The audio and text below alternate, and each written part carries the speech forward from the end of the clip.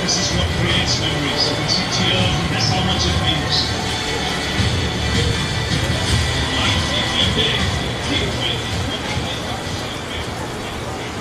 भैया क्या पूरा मोबाइल देख रहे हो? दिन भर क्रिकेट क्रिकेट। चैनल चेंज करो और मुझे ओलंपिक्स का मैच देखने दो। ये सब छोड़, मम्मी बुला रही है, जाके उनकी हेल्प कर। देखो ना मम्मी, भैया मुझे ओलंपिक का मैच देखने नहीं दे रहा है। ये सब छोड़, पहले मुझे बाजार से सामान ला कर दे। मानसी, तुझे पता है कि मनु भाकर भारत की पहली ओलंपियन बन गई है जिसने एक ही ओलंपिक में 2 मेडल जीते हो। अनु, तूने देखा इसके इंस्टाग्राम फॉलोअर्स कितने बढ़ गए? Oh my God!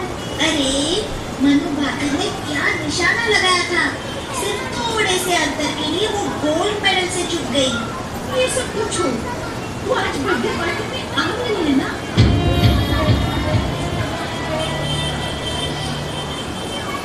Good morning teacher. Good morning students. Miss, मुझे स्पोर्ट्स से प्रैक्टिस के लिए जाना है, तो मैं जा सकती हूँ? ये सब छोड़ो, पढ़ाई पर ध्यान दो। वैसे भी इस बार तुम्हारा रिजल्ट इतना कुछ अच्छा नहीं आया है। हेलो, आज प्रैक्टिस के लिए क्यों नहीं आई? सर, मुझे नहीं लग रहा है कि मैं आगे खेल सकूंगी। क्यों? क्या हुआ अनु? तुम तो स्पोर्ट्स में अपना करियर बनाना चाहती थी। तुम्हारा तो सपना था ना कि ओलंपिक तक पहुंचना और भारत के लिए गोल्ड मेडल जीत के लाना। जिस तरह से मेरे आसपास का माहौल है, मुझे नहीं लगता मैं अपने सपने पूरे कर पाऊंगी। आज हमने फिर एक भविष्य के खिलाड़ी को खो दिया। ऐसे कितने ही खिलाड़ी हैं जिन्हें कुदरत ने खेल में अविश्वसनीय प्रतिभा दी।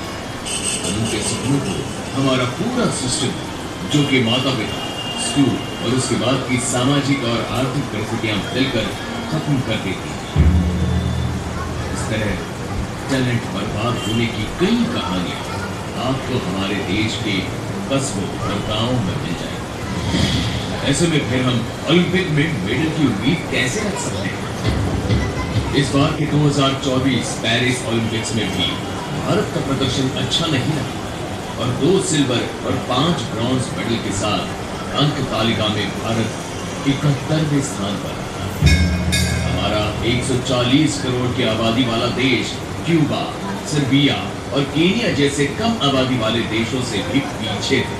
इस बार के ओलंपिक में बोस्टन नामक देश ने भी हिस्सा लिया था, जिसकी कुल आबादी 27 लाख है। यानी कि यूं समझे, महाराष्ट्र की आबादी ले ले तो केवल उसका 20% है और ये देश ओलंपिक्स में गोल्ड मेडल जीतना है। इसके विपरीत 140 करोड़ आबादी वाला दुनिया का दूसरा सबसे बड़ा देश, जो कि विश्व की बड़ी अर्थव्यवस्था में अपना स्थान रखता है, सिर्फ और सिर्फ 2 सिल्वर और 5 ब्रॉन्ज मेडल भी हासिल किए। हर कॉमनवेल्थ गेम्स, हर एशियन गेम्स और हर ओलंपिक गेम्स के बाद ये चर्चा होती है, लेकिन क्या इन चर्चाओं के बाद कुछ ठोस कदम उठाए जाते हैं?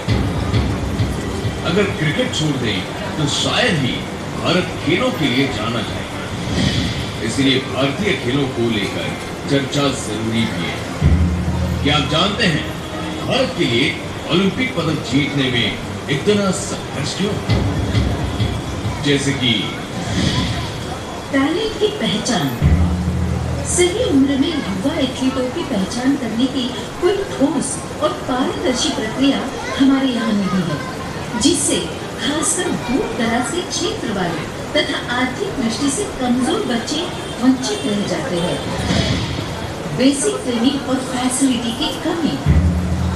आज भी खिलाड़ियों को प्रभावी ढंग से ट्रेनिंग करने के लिए संघर्ष करना पड़ता है।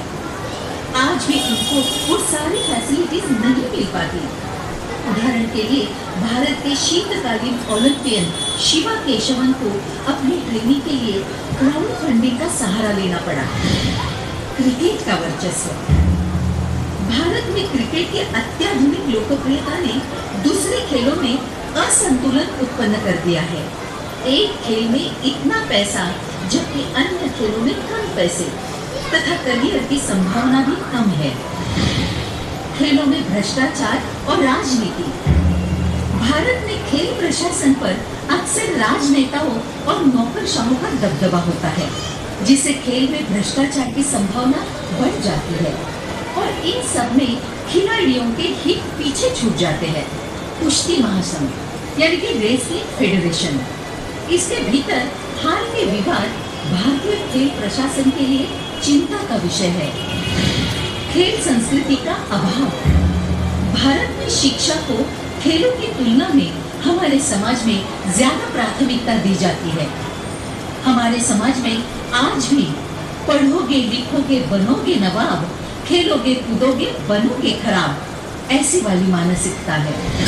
महिलाओं के लिए असुरक्षित वातावरण, अपर्याप्त मौके तथा कई बार छेड़छाड़ की खबरों से आज भी खेलों को लड़कियों के लिए सुरक्षित नहीं माना जाता।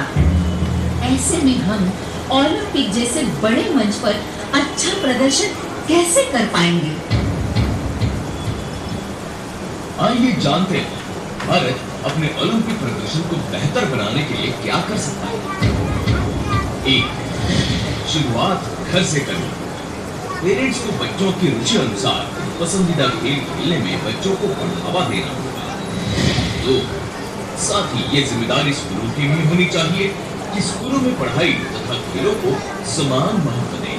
उसी अनुसार सिलेबस बने तथा परीक्षा में रिजल्ट का आधार पढ़ाई और खेल दोनों। तीन, जिस तरह से भारत का युवा सोशल मीडिया का गुलाम बनता जा रहा है, उसे अब इस विषय में गंभीरता से सोचना होगा। सोशल मीडिया से समय निकालकर किसी न किसी खेल को जरूर खेलना चाहिए, जिससे हम एक स्वस्थ भारत का निर्माण भी कर पाएंगे। क्या पता कल कौन किस खेल में प्रोफेशनल स्तर पर खेल जाए। इन सब के बाद सबसे बड़ी जिम्मेदारी सरकार की आती है। सरकार को खेलों की बुनियादी व्यवस्था छोटे से छोटे गांव तथा जिला स्तर पर उपलब्ध कराना। विश्व स्तरीय स्टेडियम, सर्वोत्तम कोचिंग, पोषण और चोट प्रबंधक की सुविधाएं भी उपलब्ध करानी होगी। राजनीति को खेल से जितना हो सके दूर रखने की कोशिश करनी होगी। सभी खेल संघों के प्रमुख खेलों से जुड़े लोग हैं, उसकी कोशिश करनी होगी। इन सब लक्ष्यों को ध्यान में रखते हुए सरकार को खेलों के बजट को बढ़ाना होगा।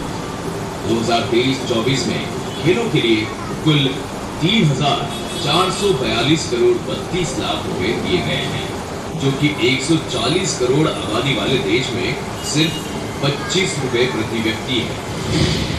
भारत को लॉस एंजलिस ओलंपिक्स 2028 के लिए अपने एथलीटों की संख्या को 117 से बढ़ाकर 3 गुना करने का लक्ष्य रखना चाहिए, ताकि अमेरिका और जापान, जिनके पास क्रमशः 600 और 400 से अधिक एथलीट्स हैं, उनके साथ बेहतर प्रतिस्पर्धा की जाए।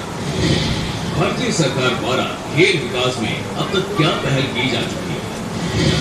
खेलो इंडिया मोमेंट्स, राष्ट्रीय खेल विकास कोष NSDN, भारतीय खेल प्रशिक्षण SAI साई 1984, राष्ट्रीय खेल पुरस्कार A राजीव गांधी खेल रत्न, B अर्जुन पुरस्कार, C ध्यानचंद पुरस्कार, D द्रोणाचार्य पुरस्कार। दिव्यांगजनों के लिए खेल और खेल योजना।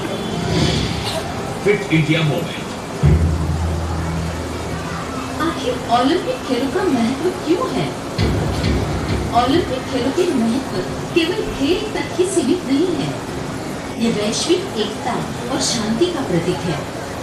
विभिन्न देशों के खिलाड़ी एक साथ आकर न केवल अपनी खेल क्षमताओं का प्रदर्शन करते हैं, बल्कि एक दूसरे की संस्कृति, परंपराओं और विचारों को भी समझते हैं। यह आयोजन खेल भावना, अनुशासन और टीम वर्क जैसे गुणों को प्रोत्साहित करता है। इसके अलावा ओलंपिक युवाओं को बड़े स्तर पर खेलों के साथ जोड़ने का काम भी करता है।